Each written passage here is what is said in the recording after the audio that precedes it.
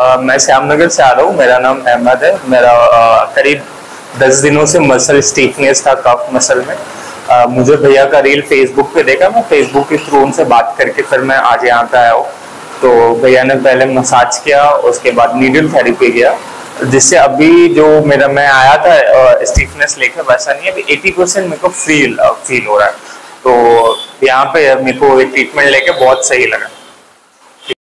এখানে আপনারা যাকে দেখছেন তার নাম আহমদ।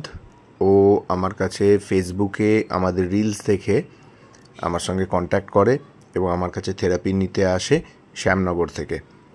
তো ওর যেটা হয়েছিল, ওর একটা মাসল স্টিফনেস এসেছিল, সেটা যে কোনো কারণেই হোক। তো কাফে একটা সামান্য মাসল স্প্যাজম থেকে একটা মাসল স্টিফনেস চলে এসেছিলো। তো সেটাকে আমি হিল করলাম। প্রথমে ওটাকে মাসলটাকে রিলিজ করলাম। রিলিজ করার পরেও তারপর দেখা গেল ওর স্টিফনেস তখনও রয়েছে। আমি বললো, দাদা আমার এখনও স্টিফনেস কিছুটা রয়েছে। তো তারপরে ওকে আমি, আপনারা দেখতেই পাচ্ছেন, ড্রাই নিডলিং করছি। তো নিডলিং করলাম। নিডলিং করার পরে ওখানে আমি ইলেকট্রোথেরাপি দিলাম। দেওয়ার পরে ওর মাসলটা অনেকটা আগের থেকে ইজি হলো। হওয়ার পরে তারপরে ওর মাসলগুলোকে আমি স্ট্রেচ করলাম।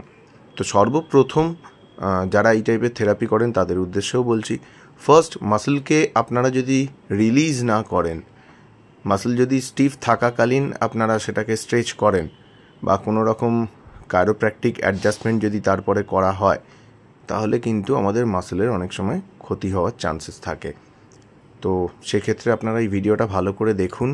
এবার ওকে আমি স্ট্রেচিং করাচ্ছি। প্রথমে মাসলটাকে ভালো করে রিলিজ করলাম, ডিপ অবধি রিলিজ করলাম। যেহেতু নিডলিং করলাম, নিডলিংয়ের পর আমি ইলেকট্রোপ্যাড দিয়ে ইলেকট্রোথেরাপি দিলাম। তো ডিপ অবধি রিলিজ হলো।